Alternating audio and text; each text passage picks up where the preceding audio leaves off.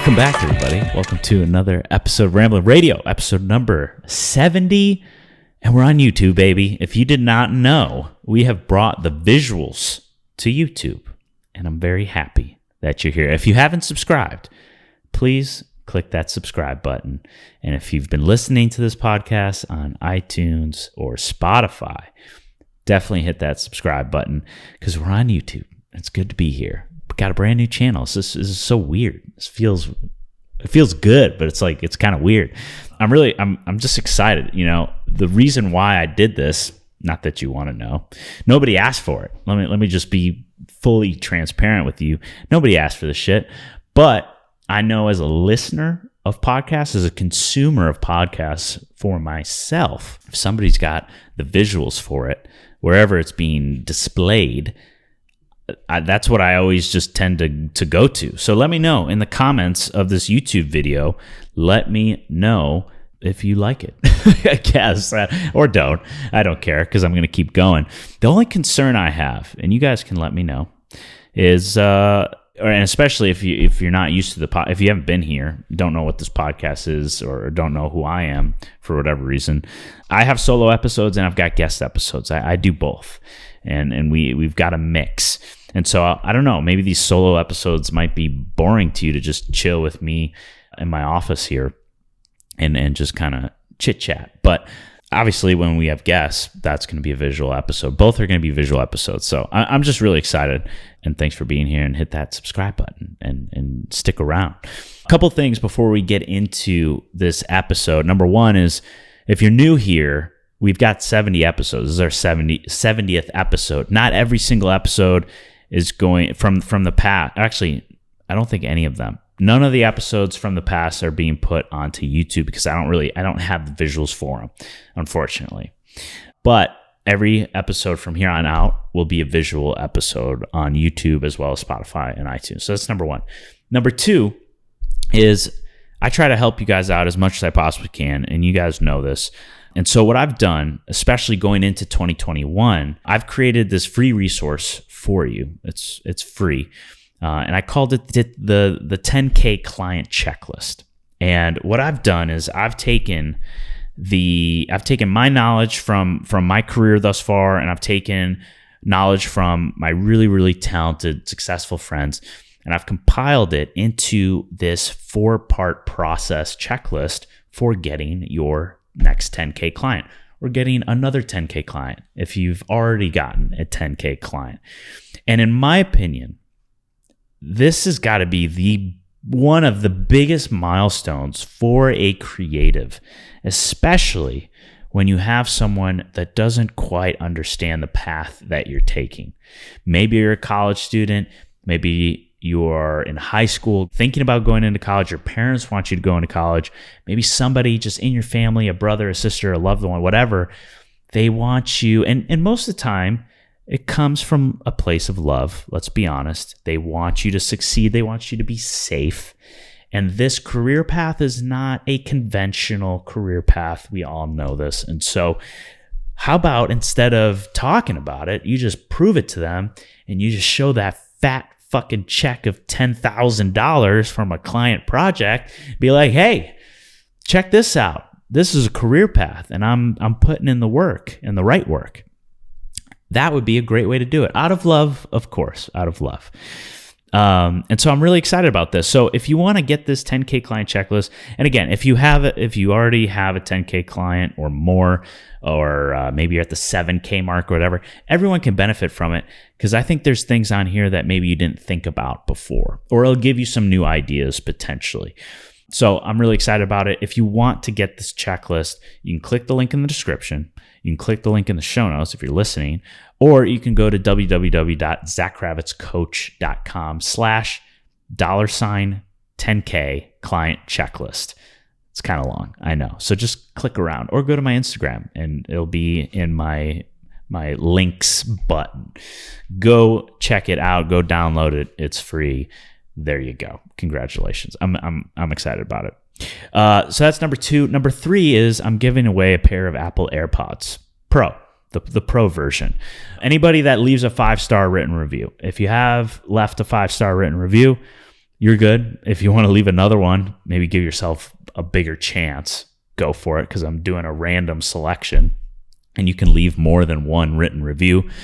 And if you don't have Apple iTunes, I still want to include you in this. So just subscribe to the new YouTube channel. You don't have to leave a 5-star written review on iTunes if you don't have it. It's impossible, right? If you're an Android person, subscribe to the channel, and I'll throw you into the mix of potential winners for these pair of Apple AirPods Pro, which I'm excited about. So those are the announcements.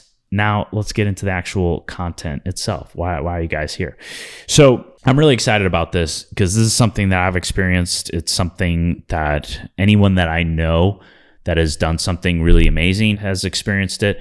My girlfriend, Wix, she's experienced it. Everybody experiences this shit, right? And that is making a false sense of progress. What is making false progress? I think it's pretty self-explanatory. It's when you think you're making more progress than you actually are. And these things that I talk about, they will give you progress, but it just kind of blows your whole perception of how much progress you're actually making. It's really not the amount of progress that you think you're making. And it comes down to these two things. This is going to be a very short episode. It comes down to these two things. It comes down to consuming and talking. I'll say it again. It comes down to two things: consuming and talking. What is consuming? Let's start with consuming. Consuming is when you find someone that inspires you on YouTube, Instagram, wherever, and you start consuming their content. It's normal. I've got my people that I love to watch. You've got your people. Maybe I'm one of those people. Maybe you probably have more than one person, and as you should. But you latch on to this person because they really inspire you, and it's probably because they're doing what you want to be doing. For the most part, maybe at least some similarities, right? They're doing what you want to be doing. So you latch on to them, you're inspired by them, you're learning from them, and you're consuming their content. This is a good thing, but it doesn't last long. And what I mean by that is you have to make a switch. At one point, I think I did talk about this at some point in the podcast, but at some point you need to get out of consuming/student mode. And I talk about this with my Creators Blueprint members as well. It's one of the very first things I tell them. One of the very first things I tell them when they get inside this program is, I know you invested in me, and I'm very grateful and honored that you trust me to be a part of this, right? But I don't want you to just be a fly on the wall. And if you're going to be a fly on the wall, this is not the program for you. Or I even tell people that are thinking about signing up, don't sign up. Don't be a part of this program if you're going to be a fly on the wall. Because flies on the wall are just watching, observing. They're in student mode. They're learning, which is essential. You need knowledge. You need wisdom. You need to learn how to do stuff. But there has to be a switching point where you get out of that student mode or that consuming mode and you take action. Because action is what's going to give you the most clarity than just learning everything. The learning is going to shortcut that trial and error in half. But you have to start taking the action to start gaining that other piece of knowledge that you need. Because even though we're learning new things, you're learning about different things, you might not want to do them, or they might not be the things that put you to that next level. Maybe you discover a new way to do things. It's like when starting a new business, a new formula like Uber or Airbnb. Those were new models that have never existed before, and now everyone's trying to copy them. Well, maybe you come up with a new model, and maybe it's not to that scale of creating that next multi-billion-dollar business, but maybe it's like maybe it's a little new way of creating content that your video goes viral. Or like a Peter McKinnon. Shout out to Sam Newton for getting featured on Peter McKinnon. I mean, Sam Newton, great fucking example. He's bringing rap into the film and photo world on YouTube. He's starting maybe he's not starting a new trend, but he's found a way to fill a gap or to get him into the mix. It's brilliant. And you can't do that while just being in student mode all the time. You just can't. So it's important because it does give you ideas. It does give you inspiration. It does give you these things, but there has to be a switching point. And I can't tell you, I don't think I can tell you when that switching point is. But at least for my members within the Creators Blueprint, we go through a module per week, basically. That's how we do it. So take the module, consume it, and then go and use it now. Don't wait till module 2, and don't wait for the 7 weeks or the 6 weeks of the program to then start. I want you starting within the program itself right away. Learn that, watch that first video, implement it. Watch the second video, implement it. Watch the third video. Go, just go. It's so important. And just to give you an example of my own experience, it took me over 2 years to just start a YouTube channel. Keep in mind, I was in a different industry. I was in the fitness industry during that period of time. And so for those 2 years, I was just consuming fitness influencers that I looked up to, that inspired me, that was doing what I wanted to be doing. And just by consuming them all the time, I thought I was making progress, like I was learning things, and it makes you feel good. They make you feel motivated. They make you feel inspired, but it keeps you stuck because you're not going and doing the things that they're doing. You're just consuming it. And consuming's good because it gives you those ideas. It gives you inspiration. You learn things, but you have to mix it in with that action. It's so important. So that's number one, is consuming. Consuming can be dangerous, as we know, and it can influence you away from who you truly are, because the more we consume, the more we think that's the way to do it. We have to do it that way. And, for me with this podcast, I was very careful to consume podcasts and things like that, because I didn't want to make this podcast another same old podcast. I wanted it to be me. I wanted it to be just whatever I felt like doing. Right now, this is what I feel like doing. Nobody asked me to put this on YouTube. Other people have it on YouTube, yes, but I wanted to do it. Nobody asked for it. Again, maybe 2 people, but I wanted to do it. This feels good to me. So we're doing it. We're trying it. I'm taking action. I'm going. And some things work, some things don't work. That's fine. But you won't get that answer until you actually go ahead and do it. Okay. So that's number 1, is consuming. Number 2 is talking. You just talk. You talk about it. You talk about doing it. You talk with your friends. You talk to your parents. You talk, and you're getting steered left and right, and oh, good, no, bad. And their responses influence you. But more importantly, when they do say, yeah, that's fantastic. That's a phenomenal idea. Wow, that's brilliant. You got to do that. I'm so excited for you. I'm so happy for you. I can't wait, blah, blah, blah. What does that do? That gives you, ding, ding, ding, a hit of dopamine, right? When someone agrees with you, when someone's excited for you, when someone gives you that validation, that gets you excited. And that dopamine makes you feel like you're gaining some sort of progress. Like, yeah, like I did it. I'm doing it. You're not doing it. You're talking about it. And the biggest thing here, the biggest difference, because you might be thinking right now, well, I can't just keep all this shit in my head. You can't. I agree with you. You have to have someone by you to talk through some of these things, right? You got to have that support. But that's a lot. There's a big difference between having someone to talk to versus having accountability. Talk versus accountability. Big difference. Or accountability / like support, I guess, there's a big difference there between those two people. You need to have someone that's not going to tell you you're awesome 100% of the time, because that's not realistic. No one's awesome 100% of the time. It's the same thing with YouTube. A lot of people talk about this, if someone telling you how awesome you are in the comments determines that you're going to have a good day, well, if you get a negative comment, that's going to ruin your day.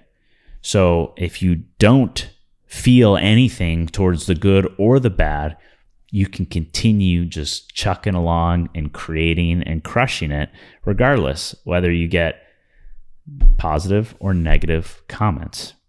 And it's the same thing with your accountability, with your support. You need to have someone that's going to give it to you straight, that's going to give you that compliment when you need that compliment, maybe sandwiches it in with a little bit of criticism, like, hey, we need to step this up, this needs to be better, right?